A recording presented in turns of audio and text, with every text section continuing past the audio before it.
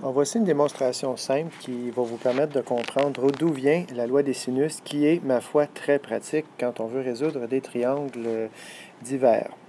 Alors, j'ai commencé par dessiner un triangle scalène ici. Ce n'est pas un triangle rectangle, en identifiant les sommets ABC et les côtés opposés ABC minuscules. À partir de là, je vais d'abord abaisser une hauteur H. Ce n'est pas la première fois qu'on fait ça.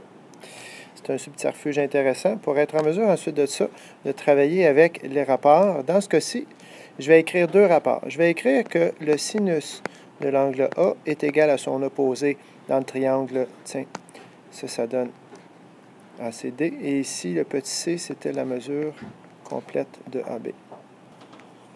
Alors, le sinus de l'angle A est défini par H sur B, c'est-à-dire le côté opposé à l'angle A qui est H sur l'hypoténuse. Et à côté de ça, je vais mettre que le sinus de l'angle B est égal à H sur A, c'est-à-dire que le sin de B, c'est opposé sur A qui est l'hypoténuse. Dans les deux cas, j'ai une variable identique qui est le H. Alors, ce que je vais faire, c'est que je vais isoler la variable H dans les deux équations. Donc, je commence par la première. Si je veux isoler le H, je vais faire fois B à droite. B sur B, il va me rester H. Puis, je vais faire fois B à gauche.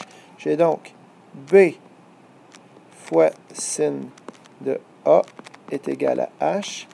Puis, ici, de la même façon, je vais multiplier par A des deux côtés de l'équation. Je vais donc obtenir A fois sin de B est égal à H. Puis, à partir de là, une égalité, une évidence, en fait, c'est que H est égal à lui-même.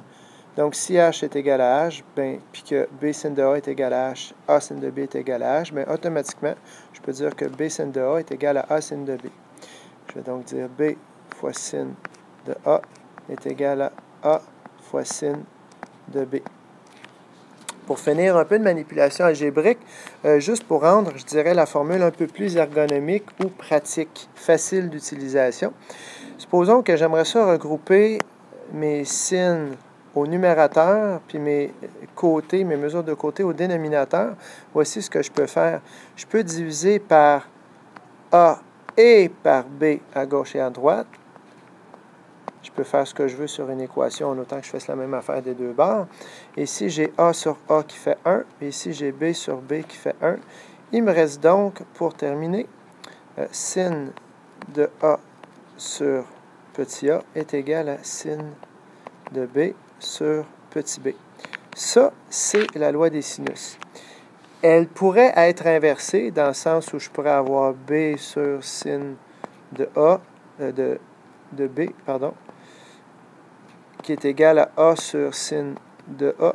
En fait, l'idée, c'est que dans les fractions, si je les inverse, mes fractions équivalentes, j'obtiens quand même une égalité qui est vraie.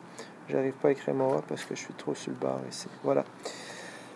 Ainsi, si je prenais mon triangle puis je le tournais sur le côté, j'aurais une nouvelle hauteur et je pourrais ensuite de ça prendre la même affaire, donc le côté A vis-à-vis le côté C ou le côté B vis-à-vis le côté C. Puis en bout de ligne, la loi des sinus, on peut facilement voir si on extrapole que c'est sinus de l'angle A sur la mesure du côté A, sinus de l'angle B sur la mesure du côté B est égal à sinus de l'angle C sur la mesure du côté C. Ainsi, à partir du moment où j'ai 3 parmi 4 d'une paire de fractions, donc soit 3 sur 4 de ces deux fractions-là, ou 3 éléments sur 4 de ces deux-là, ou 3 sur 4 de ces deux-là, à ce moment-là, par un produit croisé, je suis capable de trouver la mesure du côté manquant. Alors voilà d'où vient la loi des sinus. On ne vous demandera pas de le démontrer, mais c'est pour vous montrer en fait que ça ne sort pas de n'importe où.